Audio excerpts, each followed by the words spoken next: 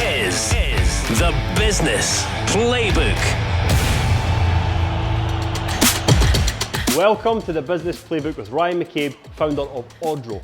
In this podcast, Ryan tells us all about job hopping from sales job to sales job before finding his co-founders and launching Odro, one of the UK's leading tech recruitment platforms. Ryan talks to us about building company culture, starting a business on a shoestring budget, building up a massively successful team and a great product headquartered in Glasgow.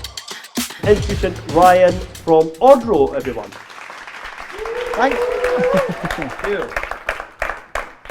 Ryan, thank you. Thank you for making the trip through from Glasgow. A bit like myself, managed to battle the M8 all the way through to get here. We like to start the business play by asking everyone the same question. Okay. Jamie and I are big believers that everyone is winging it and no one's actually got their shit together. But you are 34. You operate the market-leading tech recruitment platform in the UK. You've got 45 staff. You run a platform that's valued in the multiple millions with 8,000 users in 15 countries. The platform being used all over the world. You've got 3 kids, all boys, 7, 3 and 5. And you're dominating the recruitment video tech space. Do you have your shit together? Not a clue. No, none of us do. No. You're making it up every single day. Brilliant. That's exactly what we wanted to hear. But let's start from way pre-Odro, because I know you've lived quite a life for a 34-year-old in business. Let's start from your first, kind of taste of work. So I left school at 15 because I walked out of computing. I told my computing teacher to F off and never went back. That's a true story. I left school I didn't really know what I wanted to do, but when I walked home that day and my mum was in, and I said I'm not going back, and she never even thought it. She went, right, okay, fine. School wasn't for me. I didn't really get on with the establishment, if you like. I wanted to do other things. I was genuinely drawing up, maybe not business plans, but I was a wee mobile DJ back then, so I was drawing new rigs I was going to buy to make money and all that sort of stuff. And I went to be an electrician, and my dad said to me, you need to go get a trade. So that's fine. So I went to be an electrician, and I passed the test with flying colours, and just on the way out, the guy said to me, right, you need to do this quick colour blindness test. Just what number, have you ever done that? Like the dots and the numbers in the middle of them? And he's like, what number's in there? And I'm like, fuck off. There's no number in there. The guy's looking at me, he's like, flip the page. He's like, was there a number there? I'm like, this guy's having me on, who's this guy? So it turns out I'm colourblind. So you can't be an electrician if you don't know your reds for your greens, right? No. So that was that. You can, you're just a really bad one. Really bad, it's shocking. Sorry. So anyway, my dad worked for himself, very small company, and he said, look, you can come in and do work experience with me until you find something else. So I went in and I was helping the guy that worked for him to do kind of drawings, like AutoCAD drawings, and they didn't know how to do it. They were older, and I was whizzing through their stuff. So he was like, maybe there's maybe a wee job in there for you if you want. So I went and got a mechanical engineering apprenticeship. Did that until I was 21. I was so bad at being a mechanical engineer, it was embarrassing, but it was all I knew, right? So it's all you really know. I'd probably have enjoyed it more if I was good at it, but I really wasn't, so I was always fighting fires. And then this guy pulled me in when I was 21, and he said, and he's like, you're really shit at this, mate. It's like, I know. And he said, the only reason you've lasted this long is because you keep talking your way out of situations, like you keep winning people over, or you've got, good relationships with people. He's like, you should go into sales. And I was DJing on the side, so I was actually making more money DJing a Friday, Saturday night than I was for my day job. So I wasn't going to be on my backside. And he knew that. But he set me up with a sales interview and all that sort of stuff to try and get me into sales. So I started engineering, and that's when I found sales, which opened my eyes to just business in general. Do you know what I mean? Just sales, commercial roles, all that sort of stuff. Excellent. But that first, I was telling you this before, that first sales interview, which would have been 15 years ago-ish, the guy asked me to sell him the pen. I swear to God, that's a thing. Before the Wolf of Wall Street, before that sort of stuff, he's like, sell me this pen. I was like, basically did what that guy did. I thought, it's a lovely pen. None of that stuff. So that did exist before that film.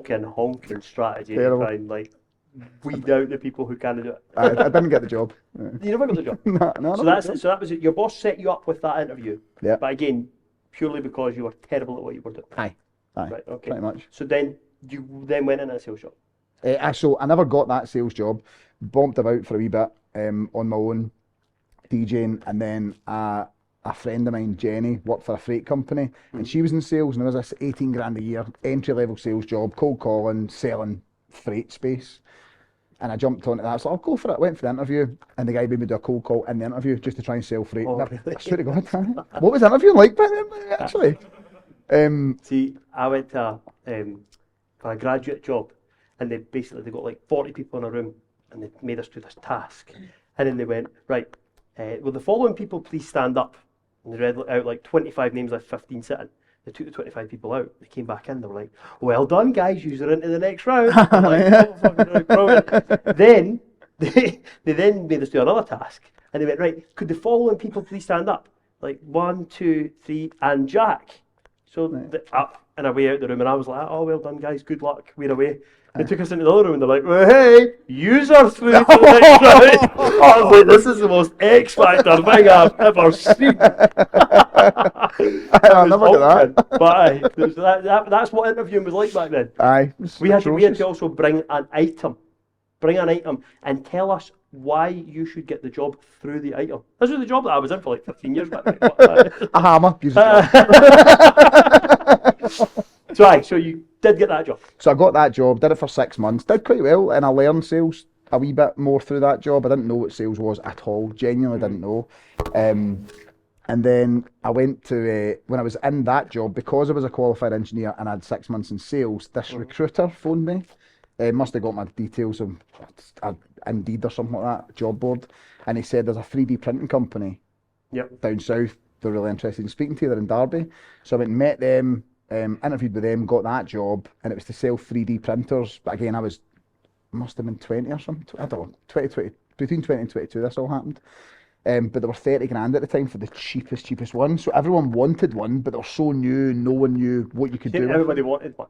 Did you know phone somebody and they were like, no, my printer prints 3D images. That happened. We've got printers my here, mate. printer prints 3D, and I'm like, no, on paper. And I just didn't have the energy to explain it. But that did happen. And so I did that for a while, never sold one single printer.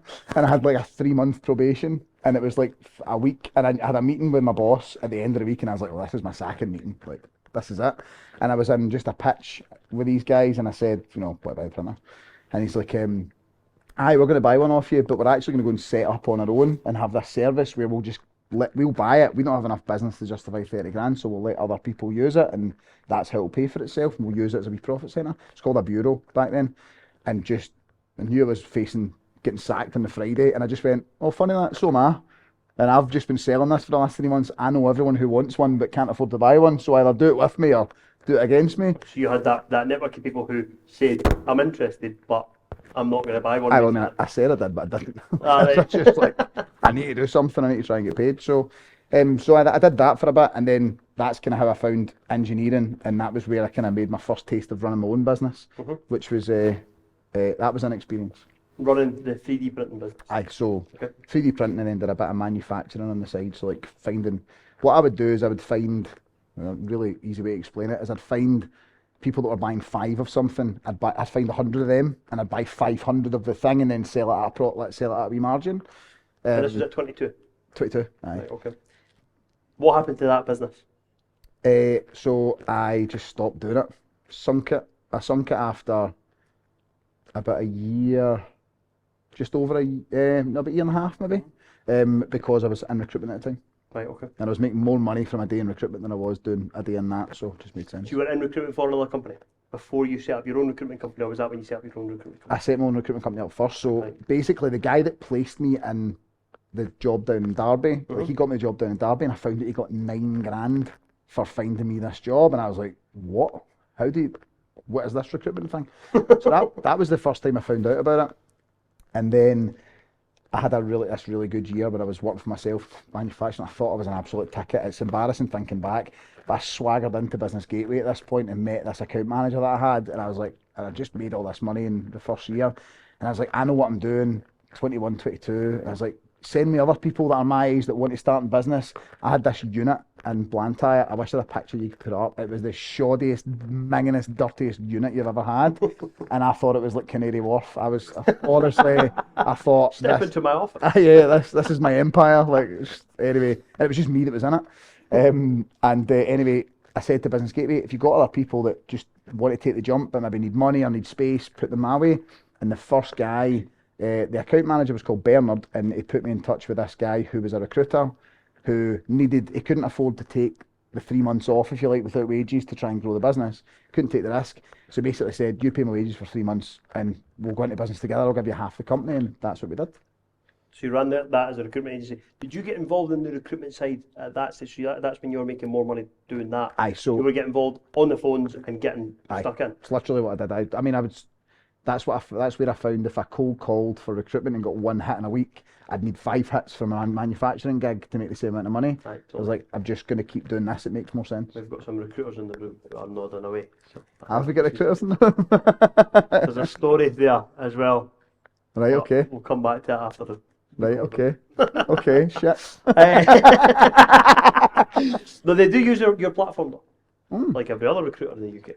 But she then went through a bit of a messy divorce of that recruitment agency, and that ended up ceasing being what you were doing. Yeah. So I kind of I basically got to the point where I was doing all the work and this guy was swanning at 10 and leaving at 2, and I kind of wanted to like take over the world, to be quite honest, at that age, and just wanted to make everything big and hire more people and do this stuff. And then I was like, it was not I tried to kind of, when I'm looking back, I probably tried to stage a coup against this guy and it just backfired.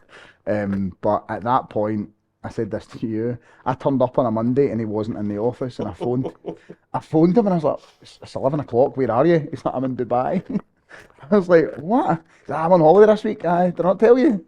There was only like 6 or 7 of us in the company at that point, and I was like, yeah, that's it. So tried to kind of stage a coup, and it just went to shit, and he was keeping the key. It was just horrible. Like, it was kid-on business back then. Do you know what I mean? Was there money involved though? At that stage, it must have been. There was money, but we were turning over 800-900 grand at that point. A couple of kids in an office in Coatbridge at the time. Like, it was a profitable business. It was decent, but it was also behind the scenes a badly run business. Like, profitable because you had like 4 mammoth months and then 8 months of famine. Like, you had nothing coming in. So it was badly run. Like, some months it was 3 days, 4 days, and nothing in the payroll. Mm-hmm. And at that point it was irresponsible, because you'd have loads of money, you'd spend loads of money, and then like you just weren't making the right decisions. I was a kid. Do you know what I mean? So, so that was that's how that finished. So you've cut your teeth in recruitment. You started to see that there's money there, yep, that you're able to do it, and then you went to a networking event. That's right. So I went to a networking event. In a Virgin Bank. In a Virgin Bank. I never realised that until you'd said to me. In Virgin in Glasgow.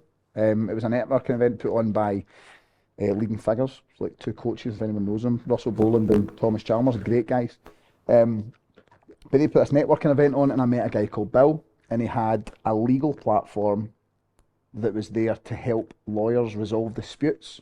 So like mediating, so like divorces and stuff like that, you don't have to be in the same room, you would jump on onto the system and you'd meet online. Mm-hmm. But back then, that sounds fine just now, but back then it was like Skype, and Skype cut out every 2 minutes, and you had to download stuff and have accounts. He just showed me this system, and he's like, you press this button and you're online.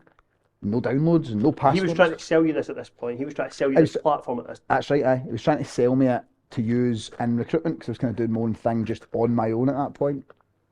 And the first, he tells me this, I don't remember, but the first thing I said, instead of saying I'll buy this, I said I could sell this, and he was like, it's not an interview, mate. What are you talking about? So that was the kind of start of me and Bill's relationship, and basically what he'd said to me was, we built a system and they couldn't sell it. They couldn't sell it. They were selling it to lawyers. The reason they couldn't sell it is because he was saying to lawyers, your clients will be able to pay less if you use that system. And he was wondering why lawyers wouldn't buy it off him. Pure position. It was just a conflict of interest. Like, there was no reason they would buy it. It was the wrong commercial model. But anyway, I went into business with him at that point, and I thought, I mean, at the first time, to be fair, I did think about recruitment, but I didn't think about building this big recruitment tech company. It was very much a video meeting company. So that's how we started. We had like Johnson Carmichael as a customer, GSPC, we had NHS. Like, we never focused on recruitment straight away. But it's just because of how good this video meeting system was. It was brilliant for its day. And you said that the reason that you niched down in recruitment is because you looked at the usage and how much they could then get back from a successful meeting, if you like. So there's more money in recruitment than there is. Look, the easiest way to explain it is Johnson Carmichael would pay us to use it to meet their colleagues and their clients. Recruitment agencies would use us to interview people, and an interview could have been worth $9,000 and a meeting was worth £100 or something. So they would only pay their ROI for getting these meetings done. And for us, recruitment was just, they would make way more money if we did it properly, so they would pay us more money to get that. So we just started building, recruitment specific features, and our messaging was about interviews, not meetings, and it just started to evolve from there. So right back to the very beginning, the product was called Odro, which actually stands for Online Dispute Resolution Organisation. That's the one. Despite being the biggest video tech platform in the UK. I swear honestly, when I looked at this, at the time, Roisin, my wife, was 7 months pregnant with my first kid, and I had about £900 in the bank and no wages coming in after this. So I was sitting going, I need to do something. So it was just very much focusing on stuff that was going to make us money. So when it came to thinking about the brand and rebranding it, I was like, I'll deal with that later. 9 years later, still Odro. We discussed this as well. Jamie and I both set up our businesses when we were having kids. You done that. I know loads of people. There's people, Andrew Dobby, who was on the podcast before, he was like, 6-week-old baby, $2,000 or whatever he had, £1,000. And it triggers you, and you go, I need to do this. I need to do something. That's what I did. Your wife's sitting there going, no, you didn't. if she knew. Right. So 9 years later, still Odro. Still Odro, yeah. Too late to change it. Have you considered throughout that 9 years rebranding? Yeah, we did maybe about 3 years in, and it was already, people knew the name. It would have been silly to rebrand at that point. And the thing is, we're learning branding now, so we brought in, I'll probably talk about this later on, but the brand was the product, and that was probably the biggest mistake that I made, where I didn't say this is the company name and this is the product name. Why is that a mistake? Because I actually think, I would have thought that would have been an advantage, because people assume that is the platform and they know what it is right away. Well, there was benefits to it in the early days, but as you get a bit bigger, it becomes a problem. So our product does video messaging, video interviewing, asynchronous, live. It does candidate shortlisting, talent pools, talent dashboards, higher. It does so much now because we've built it as we've grown. But I walked into a room in Manchester, I think it was, or Birmingham, and this guy walked up. So you're Ryan from Odro? I said, how you doing? He said, you'd have been proud of me. I done 5 Odros this morning. I didn't know what he meant. I should have known what he meant. Was it solo interviews? Was it video messages? Was it? I didn't know. And at that point, I was like, if I don't know that, we've got a problem. So literally went back to the office. I was like, we need to change this. We need to rebrand something. So you almost want to have a parent brand, and then what you've got with Higher Deck. So then you'd have separate entities within Odro. So it's all the one entity, but it's different products. So. Right. And the thing is, the product solves a problem, whereas our big product last year solved a whole host of problems. But what would happen is we'd get someone who buys it because it's it seems a lot of value, you get a lot of stuff. But after having it a year, they've only used 20% of it, so they feel they're overpaying. And then they look for substitutes and competitors that will solve the 20%. So it kind of creates a bit of a value perception problem. So we thought, well, if we split it out into 3 products, at the time it was into 2 we were going to do it, but with Higher Deck coming along, it was into 3 products, and it allowed us to let people buy what they needed, and then they wouldn't churn. And that was, so we only started doing that. That was only an idea in the last year, and Higher Deck's the first new product that we've put into that. And has that been a successful rollout of that, kind of breaking down the features and being able to build your own platform, if you like? Absolutely. That's been, so far anyway, it's been one of the most successful decisions we've made in the last 2-3 years. Okay.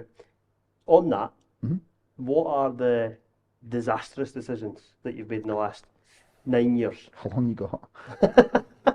Is there any that jumped to mind of that was a big mistake, or something that you turned out of, or a decision that you pushed through that you maybe shouldn't have? I suppose some of the worst decisions I've made are bad hires. That's the ones that have caused the biggest pain. Ricky Nickel. on this podcast said, hiring bad people is the second biggest mistake you'll make. And the Right. first is keeping them. Aye. I It's a very fair point. loved when he said that. It's aye. For me, the biggest mistakes I've made are the people I've hired. Like some of the bad people I hired, and I've hired them because I've been like, I don't, as much as probably everyone I know would deny this, I don't like conflict. Like I don't like sitting arguing with somebody or just Everyone you know, as much as everyone that's ever met me would disagree with Yeah, this. no, it's all a front. But I don't like I don't like breaking somebody's heart, right? So see if I've got to, like, someone said something in an interview that sounds good, I don't want to go, no, it's not. Well, that's wrong. Like, so I don't like those sort of scenarios. And now I've learned to do that a bit better, to be honest. I'm better at that now. But back then, if someone said it, I just trusted them and took it at face value without pressing. Even if something inside me went, it doesn't really add up, I really should have. Right. And I can probably, our biggest mistakes have been hiring the wrong people. Right, okay. And keeping them. Well, I don't keep them anymore. So, right back to Bill.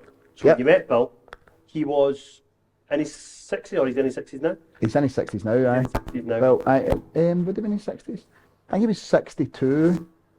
And you were 26. 26. Aye, 26. So you then went into partnership with Bill and Mark. And Mark, yeah. Right. So So Mark you was need to tell us about Mark's involvement and how, like, in the infancy, how he was involved. Aye, so Mark, to paint a bit of a picture, he was and still is the best developer I've ever met. He's an absolute genius. He's that developer that understands the code, but also understands the problem that he's solving, and he adds things that I just would never add to the idea. So he's fantastic. And he still is great at that today.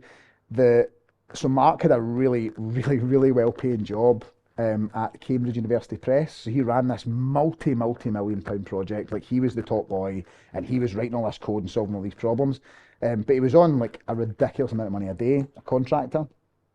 So what he was doing was building this legal platform for Bill on the side. So when I met Bill and said, look, we'll go into the company, but we start from scratch, we split it 3 ways, that's what we're doing, or I'm out, like, I'll put everything into this. So we agreed to split it 3 ways and then put 10 grand in each. That was the deal, right? You never had 10 grand? No, I never had 10 grand, so I paid the pay by year on my credit card. And then never told Roisin. She still doesn't know. You're going to find out. She's going to find out. Live on YouTube! She's going to find out now. So anyway, that was it. So I had to go meet Mark because I hadn't met him. He lived in Norwich, Bill lived in Linlithgow, and I lived in Hamilton. So Bill and I got the train down to Cambridge to meet him at his work on his lunch. And I was like, I'm Ryan, this is my suggestion, this is what we're going to do. Because he didn't own, I think he owned a small percentage of the company at the time. And I was saying, look, I want you to be incentivized as much as me because I'm going to need you to build stuff for free. So we're going to need to make this work. So we agreed at that point, and he would build. So the system we had for 2 years was built by Mark on his commute to his real job. And I reckon, I say this to you, and I was looking back at the dates, and I actually reckon it's more. I reckon we were about 800 grand of ARR on the system he built on his way to work. And, Just punting what he built literally, on the train. can you make this do this? Give me to Tuesday. Right, okay, fine. And then we'd go and speak to clients about the stuff they wanted, and that's just how we got it done. And this is all from a networking event in a Virgin Money Bank. That's right. Right, so 800 grand worth of revenue from that system. Yes, before Mark worked full time for us, yeah. So when he then started to work full time, he didn't work full time, did he? No, he then it like left a day because it was a contract. He was like, right, well, I can take a Friday off or I can take a Thursday off, and it was really good at the time, and we were really fortunate because if you have to build a tech company now, you have to pay a developer a lot of money. Developers make a lot of money. Mark didn't take money for those days. He was like, look, I'm going to take a hit. I'm going to miss these 2 days. You guys are selling it. It's working well. I'll do 3 days and I'll do it for free for, 6 months. And then I'll, come online and come full time. So we got that concept of having him have skin in the game so that he gets involved and builds for free.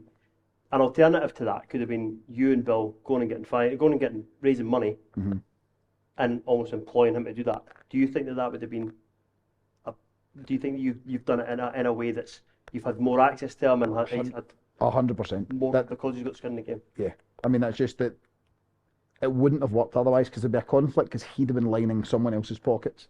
It didn't make sense. The fact that it was equal as well, like I could have pushed for more or Bill could have pushed for more, it just wouldn't have worked. So the fact that it was just 3 equal all the time, I could always say with my hand on my heart, whatever decision I'm making is good for you because I think it's good for me and we own the same amount of the business. So it was always just an easy conversation because nobody was really second guessing you because like, well, we're all fighting for the same amount of money effectively. And they're both still in the business now? No, Bill's retired. Retired, right. Bill's out, so we went through the private equity deal, BGF, with BGF, Bill retired. Do you want to talk a bit about that? Yeah, do you want to know? So that's much further on in the story. So from that kind of inception to, you talk about when you started seeing kind of the number of deals that you were doing in a week and starting to get a bit of traction. Yeah. You said that as it was getting to, we're doing 4 deals a week. No, now we're doing 10 deals a week. Yeah. Now we're doing 20 deals like that. When you kind of started seeing that traction. I don't remember the year to be honest, but it was down to that initial traction came down to, and this is what I mean about like the bad hires are the worst things you can do, but the best hires are the best things you can do. Yeah. So I hired this 21-year-old guy called Dougie Lone, and he was and still is brilliant at what he does.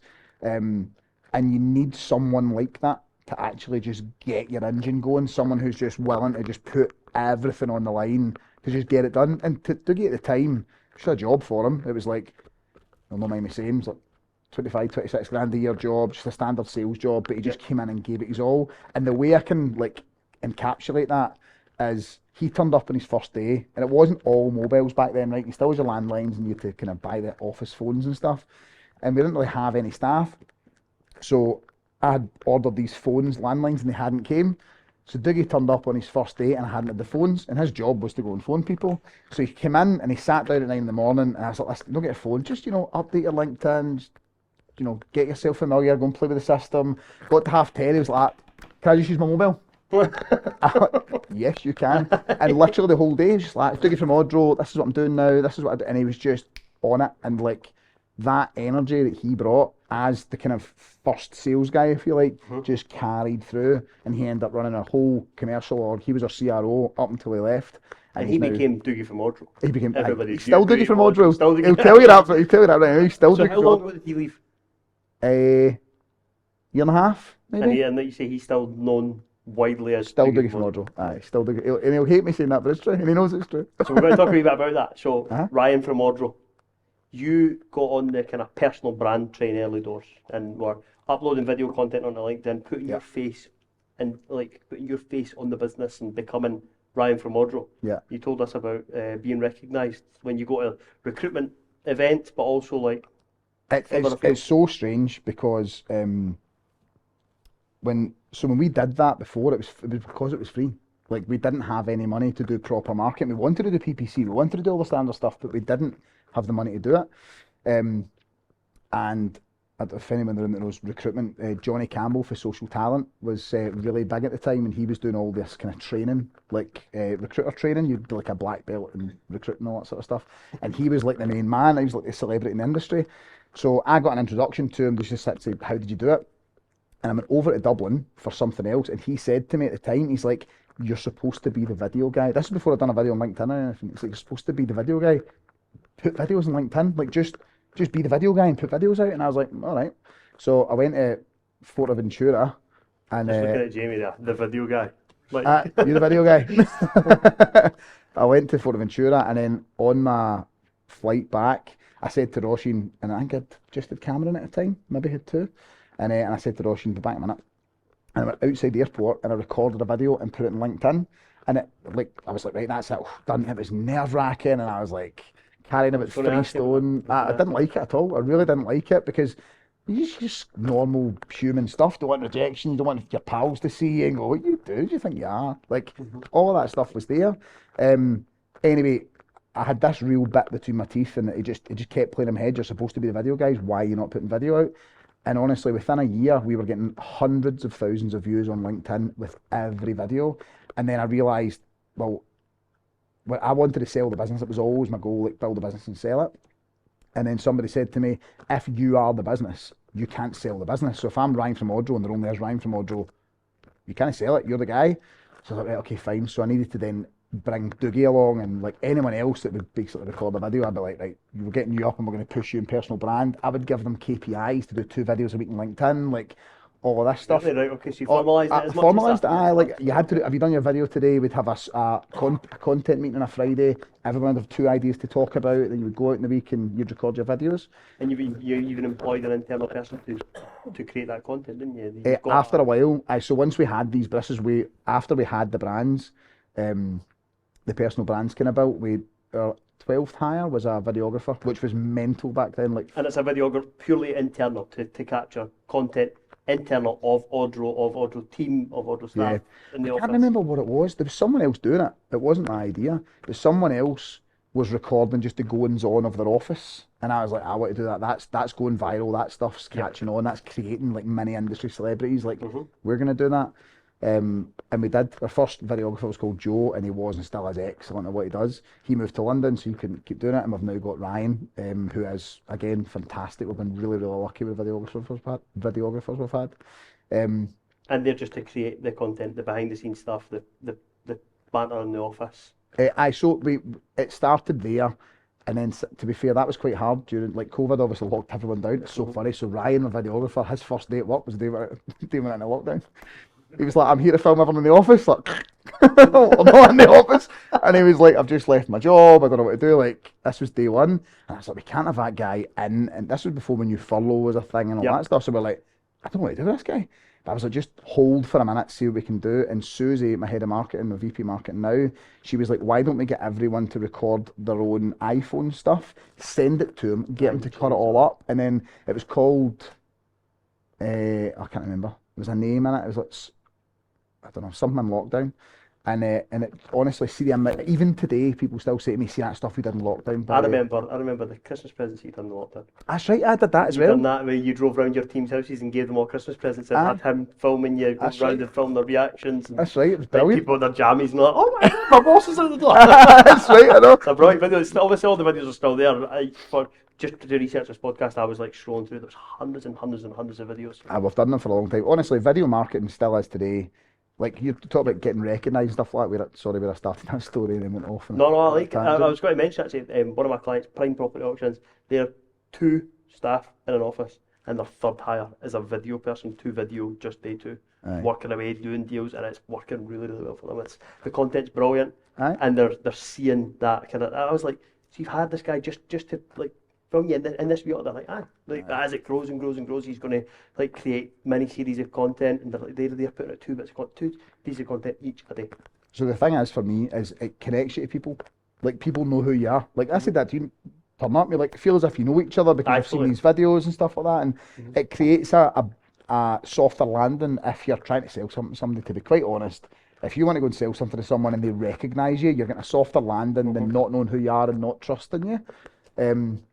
So that worked really, really well for us. But as I say, everyone gets recognised now. Like, we had Doogie, we had Nick, we had me, we had like Amanda. We've had maybe 8 or 9 people who've created a brand off of working for Odro that get recognised cities all over the world. Then you said that there's a risk involved there because people naturally will move on from their job, even if they've moved on in the happiest of circumstances. When people then see that Doogie from Odro's left Odro, and they go, "Oh my God, that's the face of Odro," and you're just like, "Yeah, that was a mistake." But it wasn't a mistake. But I certainly didn't think of that. So, people don't promote the individuals in the business if they're not senior enough, because they could leave, and then it damages your brand when they leave. You go, "Why did they leave? There must be something wrong."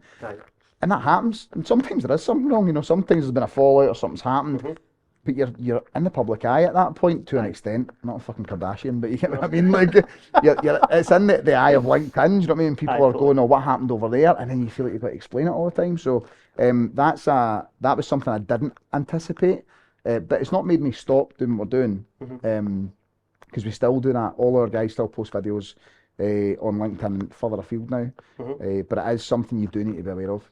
Tell us about getting recognised. It's happened loads of places. It's quite embarrassing. Like, I'm not that guy. Like, I'm I mean, You're Ryan Fordro, is what you said to me. so you get all the time. You need to tell the story about the guy on the plane. Oh, so I was on. Every time I was going to London, which usually once a week, you get like the red eye plane, so it's like 6:30 in the morning or something like that. And I'm sitting, and I've got my headphones in, and everything else. I'm sitting down in this front row, and I get this almighty jab in my side. I was like, and I turned round, put my headphone, and this guy's like, "Are you Ryan Odro?" And I was like, "Yes, mate." And it's 6:30 in the morning. Like, are you alright? How's it going? But you've been recognised all over the world. Oh, Hong Kong, New York, Singapore, Cyprus. I was on holiday with my wife and my kids 4 weeks ago, and I walked up to the bar, and the guy's like, "Sorry, mate, but you're Ryan Odro." I was like, "Yep." How's it Do you going? see these people? Do they know what Odro is? Do they know what Odro does? Most, Because a lot of the time, that's the thing is, I know you're Ryan Odro. I have don't know no what you idea do. what you do, or Aye. I just know who you are. in my family, I'm like Chandler for Friends. Like, I know you do something, but I don't know what it is. Like, can't guess my job. But I think it's 50-50. Most of the people actually that would recognise me and come up to me are in recruitment. The people that come up and say, "Oh, I know you, I'm a recruiter," or "We use Odro," or "You've been to the office," or "Dougie's been to the office," something like that. But there are people like that guy in the plane worked at like Samsung or something, like he was an engineer. But So the quote that you say to me is, "You're that guy," and it's like, "Oh, you're that guy for Odro. You're that guy for LinkedIn. You're that guy who does that the guy for videos." LinkedIn, ain't that a lot? That guy for LinkedIn. Aye. I always say to people when they're posting content online, the thing that your currency is for the currency you're chasing when you're posting content online is, "I know a guy."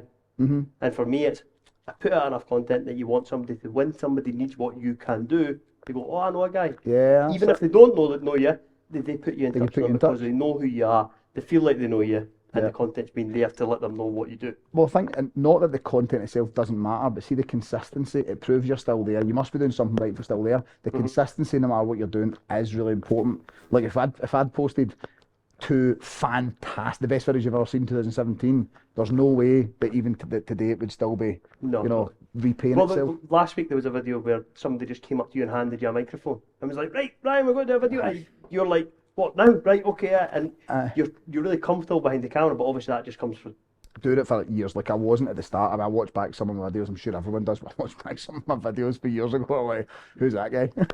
So what would be your advice to someone who's not doing that? If they want to grow their business but they've not taken that like leap to do it. You won't be able to be. You won't be good at it unless you're either a natural or you're talking about something you love. So see the second part, like a lot of people will go like, if you ask me to go and talk about the economy or something that's going on in the news, like I'm not your guy. I won't be able to talk about it naturally. I'm happy to think about, is that right, is that wrong? Ask me to talk about Odro tonight, no problem. Talk about recruitment, no problem. Sales, no problem. So I think people try and talk about something they're not that passionate about or they don't know enough about. They'll stutter, they won't like it. So yeah, that's what I would say. Brilliant. Culture. So you've built an amazing office in Glasgow with a bar in it called The Crack then. CRAIC. But you've got a brilliant space, you've got a massive team. Yeah. It seems like they all they have your is it all hands every month? Every month, all hands. So do you want to talk a wee bit about the culture of the team and what you've built there? Yeah, I think we've had like periods of amazing culture, and then we've also had periods of shit culture. Like don't think it's all, I've fixed everything, it's all rosy, and I've got some playbook that makes it brilliant.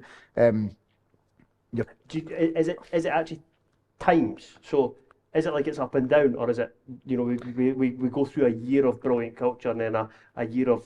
No, it's the people and the teams, right? And what I've learned is it all comes down to the values of the leadership. So not necessarily me, but like the exec team or the director team or the management team below them, like they all need to believe the same things are good and believe the same things are bad. Because if you get that inconsistency, if you get people disagreeing on the exec team about what's good and bad, the culture's broken because you don't really know what you can say, what you can do.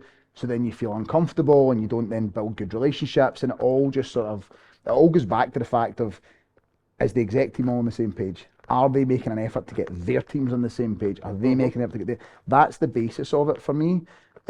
We've went too far on the fun way sometimes, is what I mean by Really, good culture right, and bad. Like we've had people like at one point, so on a Friday, we'd maybe like 30 people in the office, right? And on a Friday, I would just go randomly, I would just get everyone's lunch. Right? It was like 250 quid in my pocket, right? I'm like, I'll get everyone's lunch. And I did it maybe 5 weeks in a row, and then someone who is no longer with the business, but someone in the 6th week was like, it's a bit shit, Ryan's not buying lunches anymore. And I was like, yeah, we've went too far on the whole generosity thing, and we were underperforming. We missed the number 2 months in a row. And then someone had said, oh, Ryan's not buying lunches. And it's little things like that that were like cracks appearing in the culture. I was like, right, we need to fix something here. This isn't right. But the reason our culture has withstood the test of time, It's crap, Ryan's no buying us something. I don't know, 50 quid, mate. Jesus Christ. But it's having the core group of people and just always turning to them. So like, we've got people in the business that have been there 6 years, not part of management or leadership or anything else, but they've been there for 6 years, 4 years, 3 years, 2 years. Like, we've got people who've been through it and seen good people come and go, but like, good people come, bad people go. Yep. Turn to them and ask them, there's a wee crack in the culture here, is everyone all right? Who's the bad eggs? What's going on? Can I do anything? Am I doing something wrong? Like, is there something the business isn't delivering? And sometimes it has been. Sometimes it's been like, yeah, the bonus scheme's shit, and no one's got the backbone to tell you. So, all right, okay, fine. So like, stuff like that, you need to have people you trust, and they can trust you in the business to kind of keep the culture right. And you need to make an effort. Like, good culture is hard to maintain, especially if you're bringing new people in. Like, we were hiring 1 or 2 people a month at points, and it's not a high attrition business like a call centre where it's natural to have 10 people in and 5 people leave. Like, it's, it was relatively senior people. So you're bringing these people in, sometimes big personalities, sometimes, Sales teams as very well, visible. they try to run a sales floor. Yeah, but then you've got, that's the thing with our culture, like, literally a big open plan office, you've got 12 folk over there at the sales team trying to create some sales noise, and then 12 developers over here going to shut up, mate. Like, I'm trying to do some work, so that was quite difficult. Worked in a space exactly like that for years. Sales in one part and like journalists in another. And you try to keep the balance, and it's difficult. So, but no, I am proud of the people who have built the culture, because there's a lot of really good people that have made a big effort to keep the culture going. But I heard on a podcast years ago, and that's what made me kind of move out of the too much fun side of things, which was a good culture is the exhaust of high performance. So it's like, there's not see if there's a great culture and your performance is shit, your company's not going to last. Like, it's just a place to go and have a laugh. There's no consequence for not doing it right. But if you've got good people, they almost always want to be surrounded by other good people that are high performers. So if you've got a group of good people and a group of clowns, you're going to lose your good guys. So you need to start enforcing this. We'll have fun when we're performing, when the product's delivered, when the numbers are hit. So that's the big lesson I've learned, and that's going to maintain the culture at a decent, sustainable level. Brilliant. Okay. Throughout that culture that you've built in the team, the personal brands that are in that team, have they always been the people who, you say that it's more the leadership team rather than the people who are the kind of faces of the business that have built that? No, I mean, that was probably before. It's not, there's no way, it's not leadership that's the personal brands of Odro now. Like, the people that post videos all the time are usually the people who are trying to contact customers or prospects. Or it's usually people on the front line, yeah. I don't think anyone in the exec team's really trying to build a personal brand of their own. By using videos as a medium anyway. You've got internal, is it the leaders, future leaders? Future leaders, yeah. Is like the kind of progression within Odro, how important has that been to get good people in, to keep good people, and to get people kind of performing at their best? We got that wrong. That was one of the biggest things we got wrong, was that progression piece. Because, and probably a lot of it's probably down to my own experience, and I kind of cottoned on to this about 5 years ago. I was like, I've never actually had a boss. I've never had, I had an apprenticeship and then worked for myself, so I've never had this whole do this for 3 months and hit this goal and get this promotion. And so I wasn't the right guy to write progression plans, but I was the only guy to write them at the time, so I was just sort of bumbling through. Do you think that's why your bonus structures were coming under scrutiny? Because I always think the best person to design a bonus structure is a really hungry salesperson. Maybe. Well, no, actually, I wouldn't say that, because the bonus structure for that particular story, the bonus structure was bad because it was based on these high performers that we had, so we knew it was possible. But the team was made up of average, billers at that point. Not all their fault. Combination of product, time, and market. Yep. So they were saying, look, I know that you used to be able to do that, but you can't do that right now. So the bonus scheme's rubbish. So it wasn't really about badly designed. It was not relevant to the market condition at the time. Okay. But so in terms of like building the progression plans, we just got it wrong, and actually to the point, I hired someone, because our leaders at the time couldn't write progression plans. The people at the at the core staff, as we call them, at the core team. I hate that word staff. I don't know why I said that. Sorry. The core. Edit out. Aye, please. The core team were looking for progression. What's next for me? How long's it going to take? From can I get a wage rise? All this sort of stuff. But I wasn't hearing that from my exec team or my management team. I was hearing it from them. I was like, well, the management team should be sorting that. Anyway, I realised very quickly they couldn't. But instead of going the right way, which was train them how to do it, go and send them somewhere to get trained how to do it, speak to someone, I just hired someone that was there for like a head of L&D, head of people type of situation, and they'll plug the gap, they'll do all the progression plans, and that'll be a good investment in their progression and in our culture and development, and that was a mistake as well, so that didn't work either. I should have went the right way the first time. What's your plans for the future of Odro? How do you see it? Are you going to be there? And what's your how do you see the next 12 months, the next 5 years looking for the business? So the next 12 months is focusing on this modular strategy. I think we build really good products, we market ourselves really well, and we give really good customer service. So it's not that we're the best, we need to be the best video product, for example. We learned that this year. We can do other things. So I would like to solve more problems for recruiters across more than one territory. So yes, we've got customers all over the world, but our staff are all in the UK. So we've made some moves to do the US next year. Well, this year and next year. We did an expo this year, which was really good. So next 12 months is the US and double down on this modular strategy. After that, I think we'll see another product coming in. I think we'll go from 3 to 4 products. We've got a wee idea on that, and with the advent of AI, I think we're going to need to be quite honest. I think everyone's going to need to just incorporate AI into your product. Or create a new product that leverages AI to help recruiters solve more problems. So that's kind of where we are. In terms of me, I don't know, I'm 34. I'm not saying I've got a year left or I've got 2 years left. I don't know. But I'm enjoying what I'm doing. The minute I'm not enjoying what I'm doing, or my kids say, Dad, I don't see you anymore. Next question. Next question about your work-life balance. Yeah. Because you said to me that you go to work so that your kids see you go to work. Yeah. Yeah. Because it sets that example. They see you leaving in the morning, going to work, coming back, getting stressed, being busy, and getting the benefit of that. That's probably why I'm not in a hurry to do it, because we're fortunate enough we did the private equity deal. That the point in doing that is to say, right, if shit hits the fan, you're okay, your kids are okay. Yep. So you're financially safe at that point. Yep. Effectively paid out from the business and are comfortable. Then it's a lot of people would then at that point be on the beach smoking a cigar. It's not. But the thing is, that's what I was saying. Your kids need to see you doing something, because have you seen that thing where what's it called? Tough people create good times create weak people create tough times. So and then tough times take a boost. You get this whole cycle, right? And you actually see it in generations of generations. So, and I was like, nah, I can't have my kids having it so easy that they don't know what work is. Like, my mate gave me the eyes about 6 months ago because my oldest son Cameron came in and he wanted money for Roblox. He plays Roblox on the tablet, and he came in and he's like, Dad, can I get Robux? And he came in and he said, Dad, what jobs can I do to get Robux?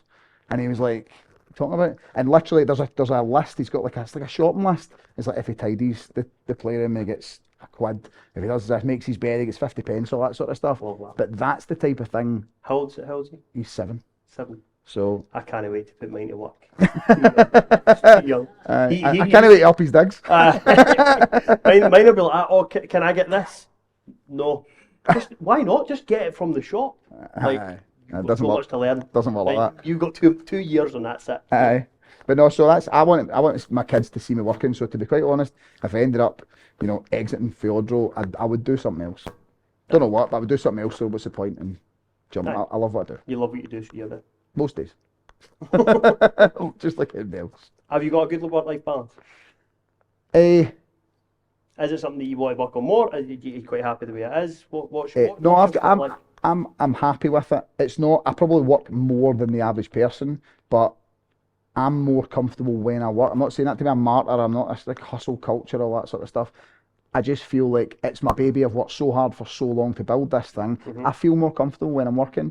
this year was the first 2-week holiday I've taken in 10 years. Really? My wife was pushing me for ages. I've taken, look, don't get me wrong, Aye. don't feel sorry for me. I've taken like 2 1-week holidays No, in the year, okay. like, but 2 weeks continuously. Phone off? No. Well, I didn't check. I checked my phone once a day for the first 4 or 5 days, like in the safe. End of the day, checked it back in the safe and left it. Second week, I was doing bits of work on my phone. Never opened my laptop. But I don't feel stressed at all. I'd have felt more stressed not checking my phone and not knowing what's going on. And I don't feel totally guilty agree. saying that. And I'm not saying that to, I get you that. need to, like. I think a lot of people in the room would get that as well. But you're only going to burn out if you don't enjoy it. It's only not a work-life balance if you don't enjoy what you're doing.